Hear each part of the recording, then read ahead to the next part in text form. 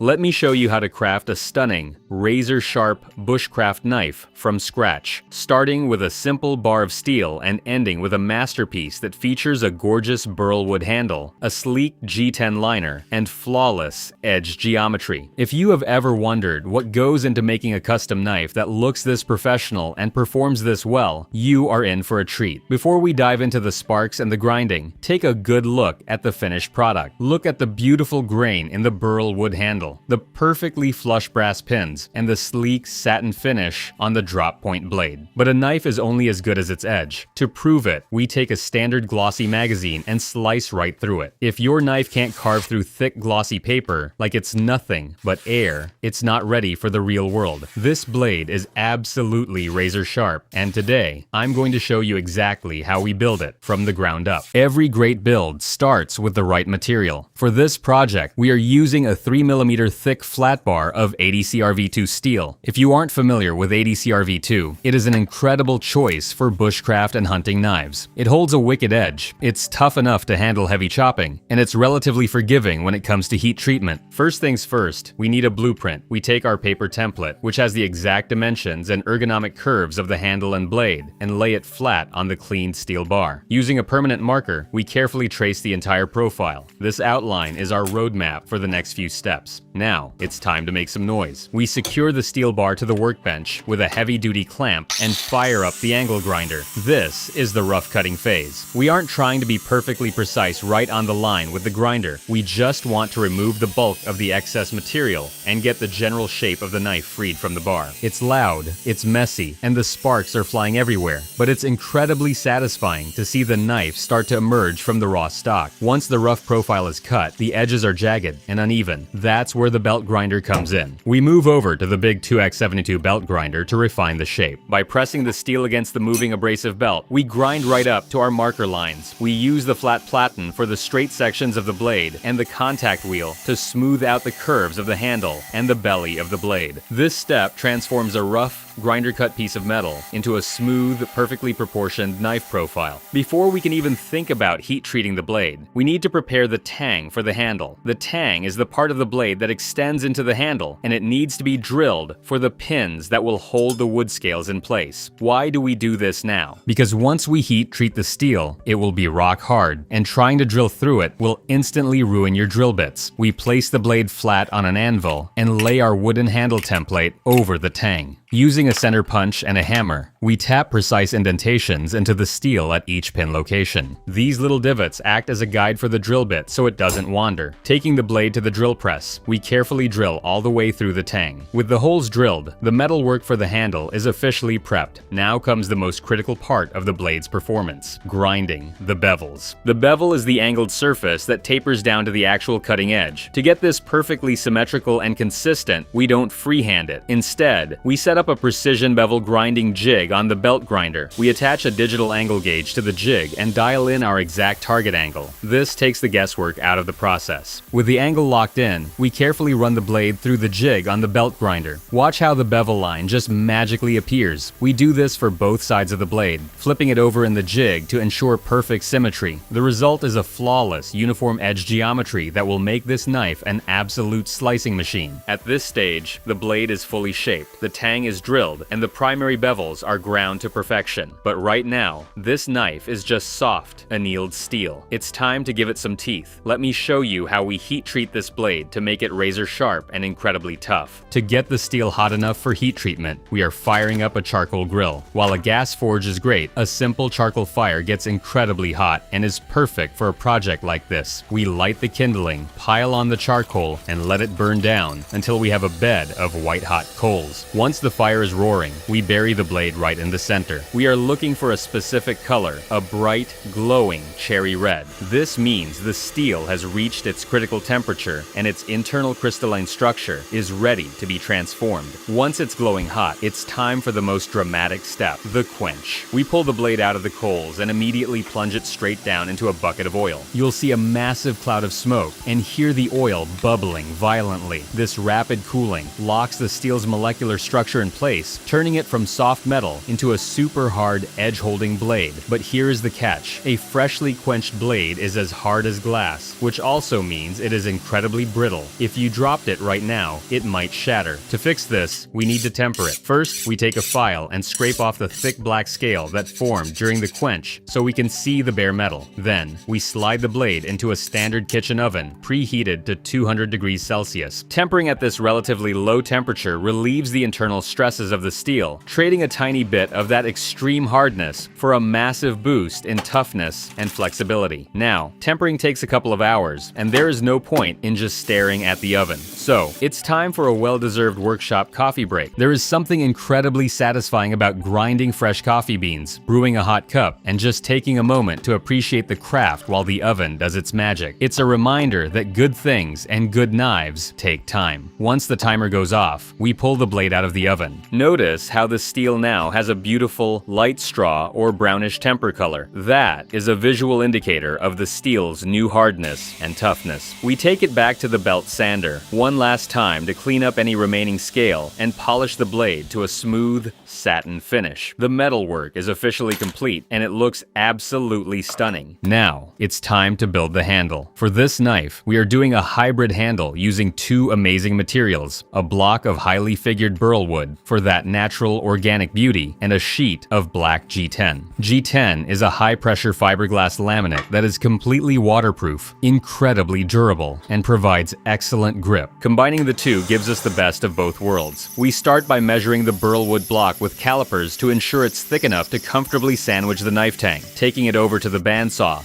we carefully slice the block right down the middle, giving us two perfectly matching wooden scales. Next, we need to drill the holes for the handle pins. To guarantee perfect alignment, we don't measure and mark the wood manually. Instead, we clamp the knife tang directly onto the wood and use the pre-drilled holes in the steel as a guide for the drill press. We drill straight through the wood and then repeat the exact same process for the G10 scales. With the holes drilled, we trace the final ergonomic shape of the handle onto both the wood and the G10. Back at the bandsaw, we carefully cut out the rough shapes of the handle scales, staying just a millimeter outside our traced lines. Now comes the shaping. We clamp the scales to the knife tang using brass pins to hold everything together and take the whole assembly to the belt sander. This is where the handle really starts to come to life. We grind the wood and G10 flush with the steel tang, carefully sculpting the curves to fit perfectly in the hand.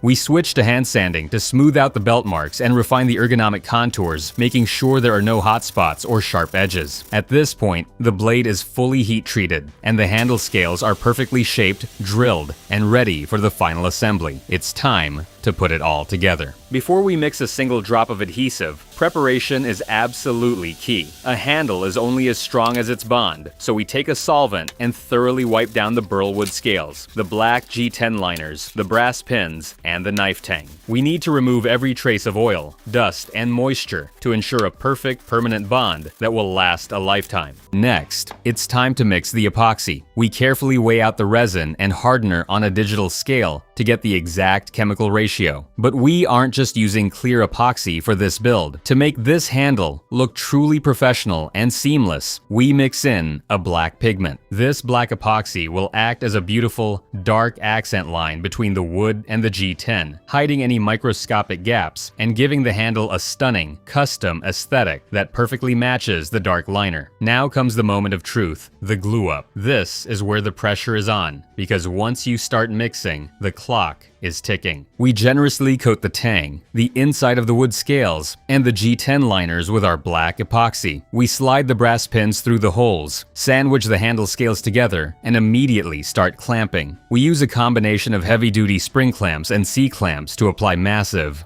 even pressure across the entire handle. We carefully wipe away any excess epoxy squeeze out with a rag and some solvent, making sure the transitions are perfectly clean. With the knife safely clamped and curing, there's nothing left to do but wait. Epoxy needs time to reach its full structural strength, so we take this opportunity to clean up the workshop. We sweep the floor, wipe down the benches, and organize the tools. It's a good reminder that a clean shop is a safe shop, and it gives the epoxy the time it needs to do its magic. Finally, the timer goes off. We remove the clamps, and the rough handle is officially bonded to the knife. It looks a bit blocky and raw right now, but that's about to change. Before we do any more grinding, we take some high-quality masking tape and carefully wrap the entire blade. This protects the beautiful satin finish and the sharp edge we worked so hard to create from accidental scratches and heat. Now for the most satisfying and transformative step, shaping the handle. We take the knife to the belt sander. Wearing a respirator because sanding G10 and wood creates a lot of fine dust, we start grinding. We first flatten the sides, making sure the wood, the G10, and the steel tang are perfectly flush with each other. Then, we start carving the ergonomics. We round over the corners, carve in a subtle finger choil, and taper the back of the handle. You can actually see the handle transforming from a clumsy block into a sleek, comfortable grip that fits perfectly in the hand. The belt sander leaves some scratches, so we move to hand sanding. We go through progressively finer grits of sandpaper, smoothing out every surface until the handle feels like glass. Then comes the absolute best part, applying the finish. We take a rag and wipe on a generous coat of finishing oil. Watch what happens. The oil instantly penetrates the burl wood, making the wild, swirling grain explode with rich, golden colors and deep contrast. It completely brings the handle to life, highlighting the natural beauty of the wood against the sleek, black G10. The handle is done, but the blade needs one final touch. We remove the masking tape and take the knife to a leather strop loaded with a fine polishing compound. We pull the blade backward along the leather, alternating sides. This removes the microscopic burr left from the grinder and polishes the edge to a mirror finish. And here it is, the final result. Look at this thing. The stunning figured burl wood, the sleek black G10 liners, the polished brass pins, and that flawless satin blade. It's an absolute work of art, but a beautiful knife is useless if it doesn't cut. So, let's put it to the ultimate test. We take a thick, glossy magazine, the ultimate test of sharpness, and make a few slices. Look at that. It cuts through the paper like it's absolutely